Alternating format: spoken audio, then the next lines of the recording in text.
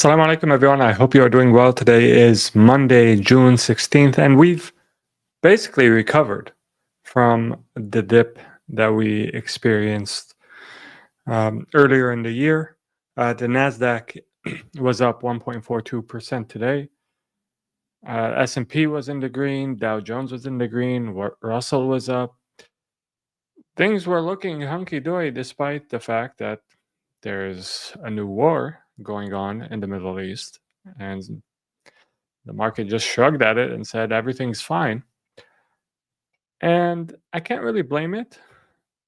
In the past, if you look at the way the Russia-Ukraine war started, the market's reaction and the rebound from that, at the time we had other issues with interest rates going up. But essentially, geopolitical tensions, escalations have not had prolonged impacts on the market. I think really the only way this conflict has a prolonged impact on the market is if the United States were to enter the fight itself, which I don't think it is going to do. Certainly, it doesn't have any interests in doing so, although I'm sure the Israeli lobby would love for the United States to enter the fight. I just don't think there's enough support for it to do so. So, that being said, I think that the market will continue to shrug at the events in the Middle East. And our thesis, as it relates to the bull market and following the liquidity cycle, at least until Q3 of this year, probably into Q4, that thesis remains valid. If you look at individual positions, Bitdeer had a pretty big day today, up close to 7%. Tesla was in the green. CleanSpark was up. And if you look at things like gold, maintaining a pretty high level at 3,400. Oil retreated slightly. Bitcoin is at 108,000. I think it may be gearing up for the next leg up. I mean, we have been consolidating here between 100 and 110,000 for a while. And it was quite encouraging to see Bitcoin maintain a level above 100, even at the height of panic in the wake of recent incidents in the Middle East. Even at the height of panic, it did not go below 104. So that's very encouraging. That shows you that this is really resilient, and perhaps 6-digit Bitcoin price is the new normal. Doge is at just shy of 18 cents. And Ethereum continues to do well, actually, 2,600. That being said, if you zoom out here, Ethereum has hit 2,600 every year for the last 3 or 4 years. And so, maybe it's evolving into a stable coin. We'll see. All right. So with that being said, let's go to our remarks for the day.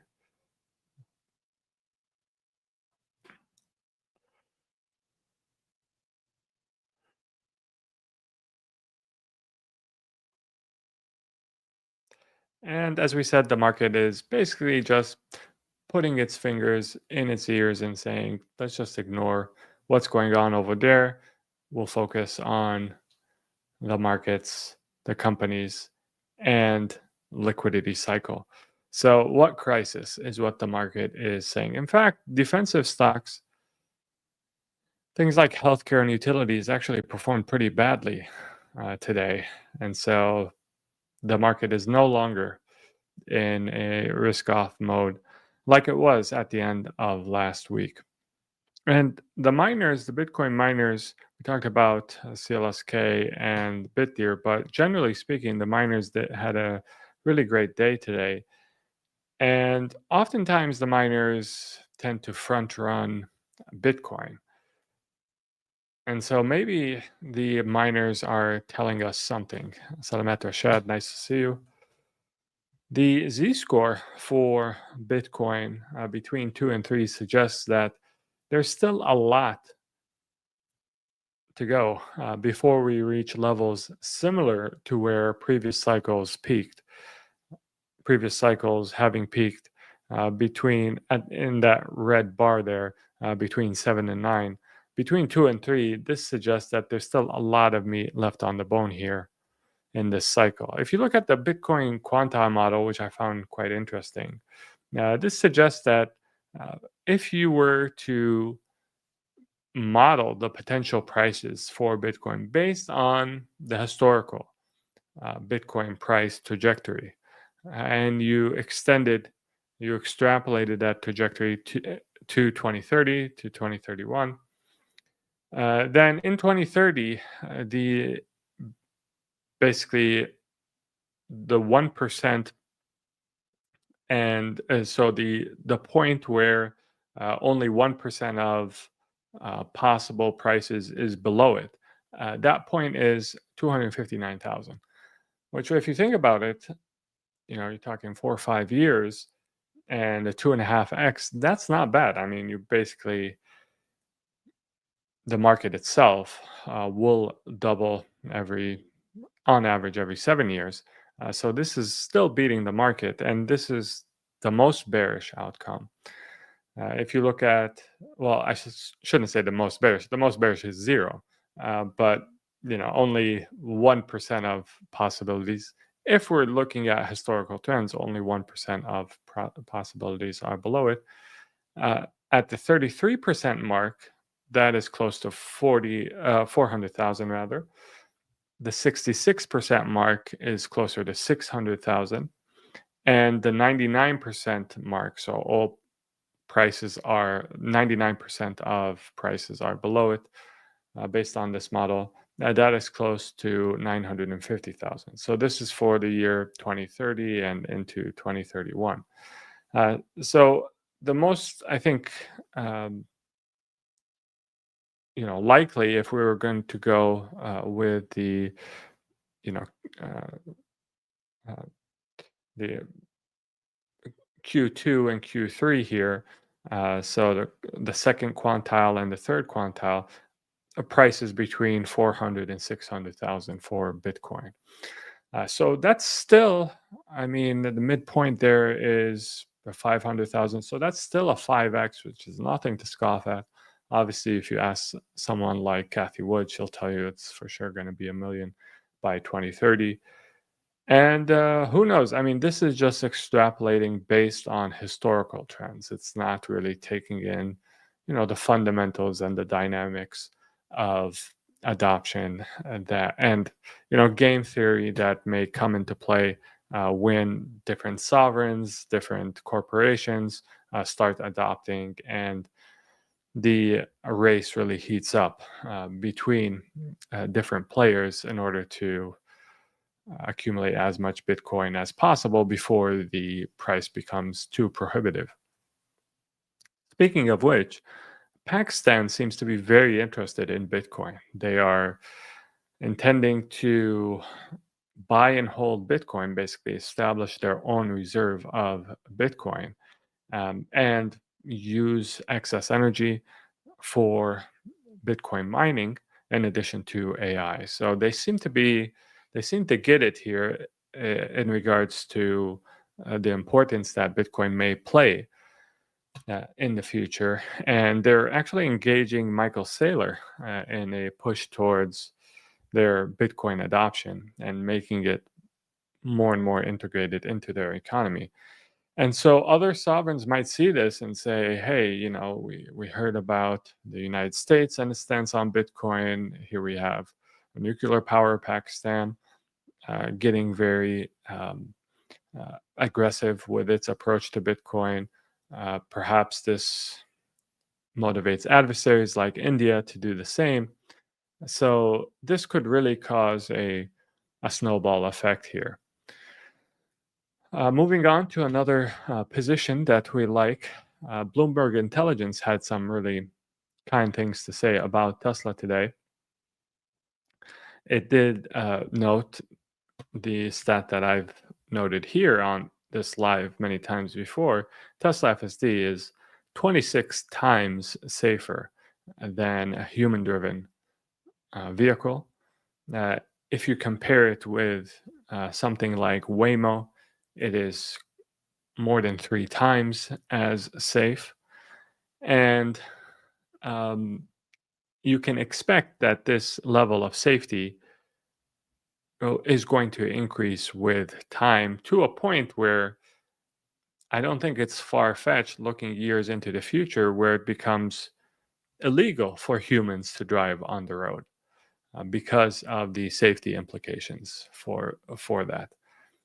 And typically when people are riding cars, it's top of mind for them. A top consideration is safety. So this is a very big advantage that Tesla has and will motivate fast adoption of robotaxis and full self-driving when they become available.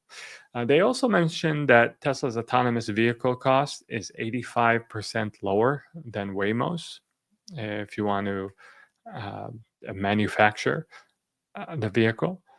And not only that, but if you look at manufacturing capacity, Waymo is aiming to manufacture 2,000 Waymo vehicles. They probably won't hit that number, but they're aiming to manufacture that in over the coming year, 2,000 vehicles.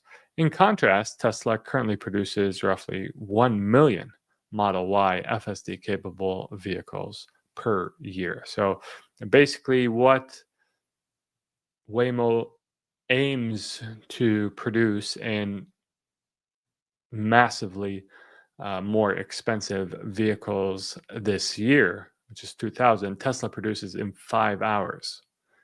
So people who say, Waymo is ahead of Tesla just don't get it. They don't understand what they're talking about. No other incumbent US or European car maker offers full self-driving on city roads. And this, I think, is actually very, very, and this is why I was very, insistent that we buy Tesla and make it a big part of our portfolio and not wait for things to gradually roll out. But I do think that as it relates to robotaxi and Tesla's leadership and deployment of it, it's going to move slowly and then all at once. So once it works, then distribution is already there. The cars are already on the road. The apps are already on people's phones. All they have to do is basically flip the switch when things are ready, things are tested out, and all of a sudden you have millions of FSD capable vehicles with a Tesla logo on them that are ready to go. So this could get really interesting for Tesla stock. Join PIF if you haven't joined already. Link to do so is in the description. With that, let's go to questions. Shad says, this is a nerve-wracking game. Well, that's why being part of a community is important, because there are other people with you along the way. And for me, that makes things a lot more tolerable and easy to manage. Hamid says, Salam Rakaan, I hope you are doing well. Increasing member meetings twice a month. Perhaps we will talk about that, Hamid. It's not a bad idea. Amir Hamza says, what do you think about USD going down against other currencies for foreign investors? Do you think USD will regain its value? I wouldn't look at USD as a play for investing. Maybe it gains value versus, X foreign currency. But there are just other plays out there that I think are a lot more attractive than buying any fiat currency. The time of fiat currencies is coming to an end. And humanity is moving towards a different system, a different monetary system. This monetary system has run its course and will collapse. Hopefully not dramatically. Hopefully there's a somewhat smooth transition into a better solution. But this monetary system makes no sense, the one that we're in right now. And we can do better. And a lot of the world's problems will be solved when we do better. And so I'm not investing in fiat currency. It's a tool to use to purchase things for now. But that's basically all I see it as.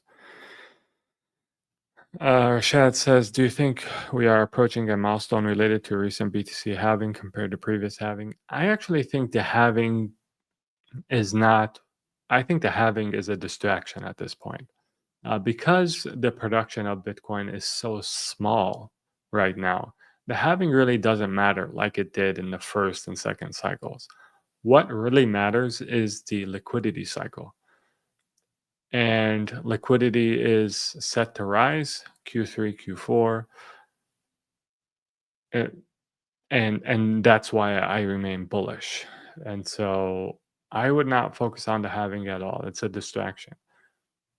So long as liquidity, your forecast for liquidity is that it's going up, then holding something like Bitcoin, I think makes sense. Hassan says, Salam, looks like Bloomberg also listens to your lie. Yeah. Why do you think China is banning all crypto?